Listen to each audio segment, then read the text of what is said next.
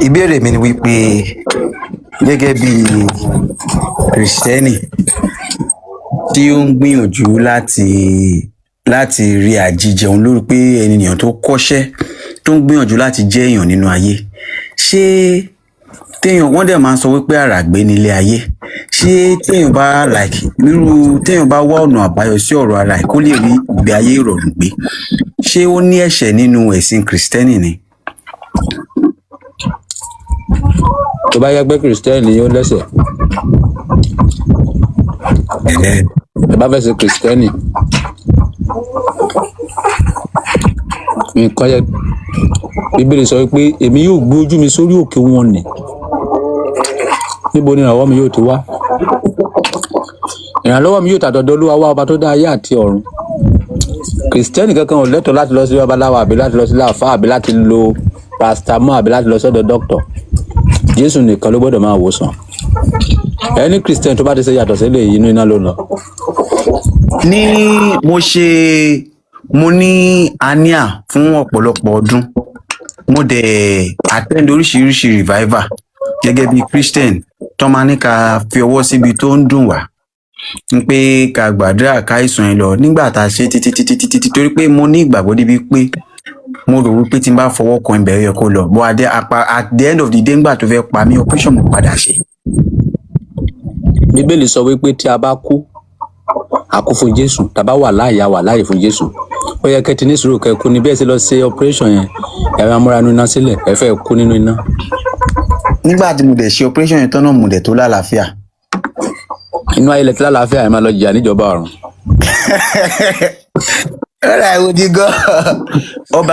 Ọba mo tó wá fẹ́ bèrè question kan. Nígbà tí arákùnrin yẹn sọ wípé Jésù kó jíǹde tẹnu kó lọ mú evidence wá, ẹ̀yin gẹ́gẹ́ bí adarí ìjọ, kí lẹ wá fi ń ṣe wàásù fáwọn ọmọ ìjọ yín? Èmi ń sọ fáwọn ọmọ ìjọ mi pé àwọn Jésù ń gbé wọn ní gógó ni.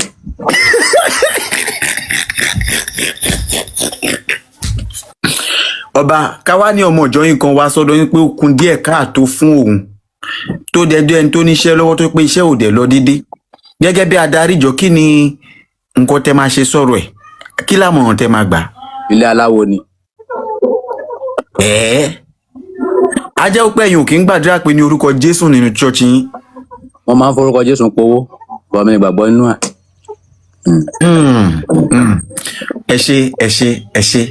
Ẹ ṣé.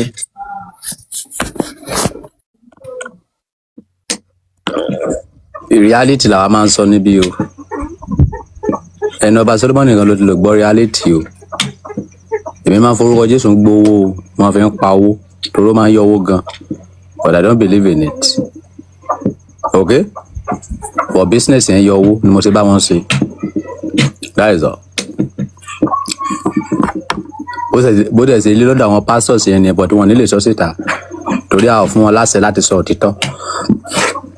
A fún wọn láṣẹ láti purọ́ gbowó ni. Àwa máa sòótọ́ fún ẹ gbowó lọ́wọ́ ẹ ni. Kábíyèsí Elédùmarè. Mo kàn láìka ara mi bọ́dọ̀ ti dá mi Ọlọ́run. Èmi máa sòótọ́ fún ẹ gbowó lọ́wọ́ ẹ ni. Mi ò ní purọ́ fún ẹ gbowó lọ́wọ́ ẹ. Ẹranko kan ló wọlé yìí nísìn. Ẹ gbọ́ kan tó sọ. Na people wey dey go your church I blame. Nítorí pé mo sòótọ́. Ara àwọn ẹranko tó wà nínú ẹ̀sìn nìyẹn. Ẹ rí.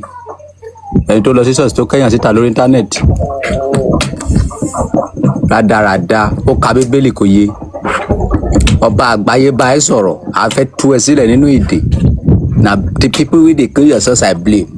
Àwọn bàbá ńlá kú bàbá ló jẹ́ pásítọ̀. Hello, tí bá ṣe live mi ìfẹ́ fún draft ní kẹ́ máa ta àjẹ́bẹ̀ máa lé kó ń bì. Àwọn bàbá alákú bàbá ẹ̀ tó jẹ́ pásítọ̀.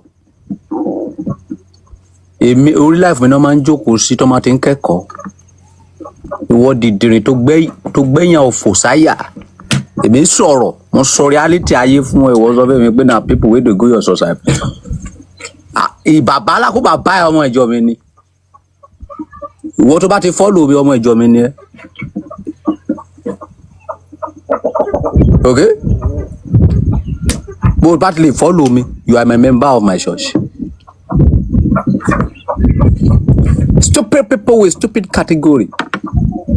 wo ní evidence ibi tí Jésù ti kú tó ti jíǹde tó bá ka bíbélì dáadáa tó bá wọnú bíbélì lọ bíbélì jẹ́ kó yé wa wípé àjíǹde Jésù di àríyànjiyàn láàárín àwọn Farisí àti àwọn Sadusí àtàwọn ọmọlẹ́yìn Jésù ti di òní olónìí ṣebí ojú gbogbo ènìyàn ni wọ́n ṣe mú Jésù tó ń lọ kàn mọ́ àgbélébùú tó ń lọ sín ìgbà tó jí dìde kí ló tó yọ sí gbogbo ènìyàn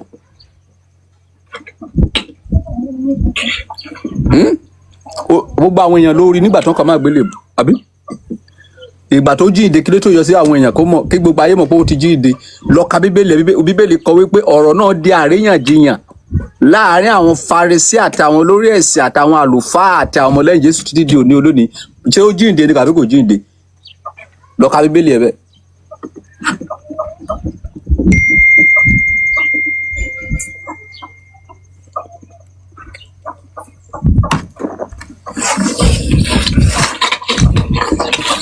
ṣé ẹ rò pé mi kàn débi tí mo kàn ń rojọ́ ni before I talk I get evidence gbogbo kan mi point ni I don't just talk I talk with reality.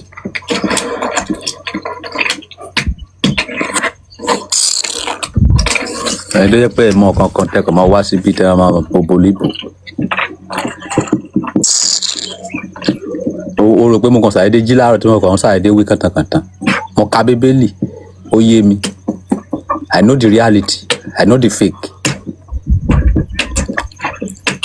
mo ti kọjá ẹni tí pásítọ̀ kan máa wéré gbè níwájú ẹ̀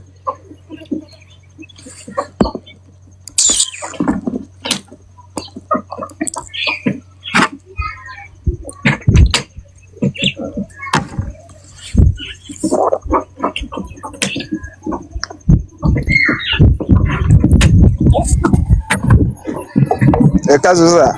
kí ni ìbéèrè yẹn wait and get.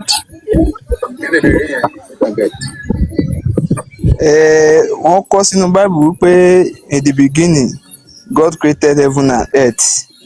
Ibi wo ló ń gbé kó tó dá ọ̀run àtayé yẹn? Ibi tó ń gbé kó tó dá ọ̀run àtayé náà ló ń gbé.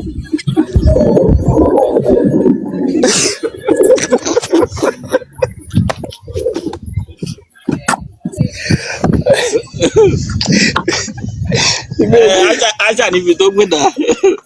Òun ló máa dáhùn, òun ló mọ ibi tó ń gbé. Ó máa níbi tó gbé. Èèyàn ò lè dáhùn. But ibi tó wà tẹ́lẹ̀ kó tó dá ayé àti ọ̀run ibẹ̀ ló wà.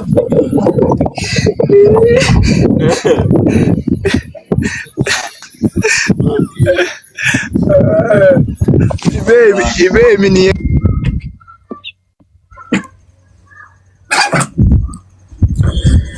Jésù bọ̀ kò ní pẹ́ dé, alábàárà bọ̀ láti wá ṣèdájọ́ ayé. Alágbára bọ̀ láti wá ṣèdájọ́ ayé. Jésù bọ̀ ó jàre, kò ní pẹ́ dé ó jàre o. Alágbára bọ̀ láti wá ṣèdájọ́ ayé. Ibẹ̀ lẹ máa sùn sí. Ọba. Ẹ káàbọ̀, kí ni ìbéèrè tí yín o? Ẹ káàsán. O. Ìbéèrè mi ni pé ọ̀rọ̀ tẹ́ ń bá lọ yẹn, ẹ ní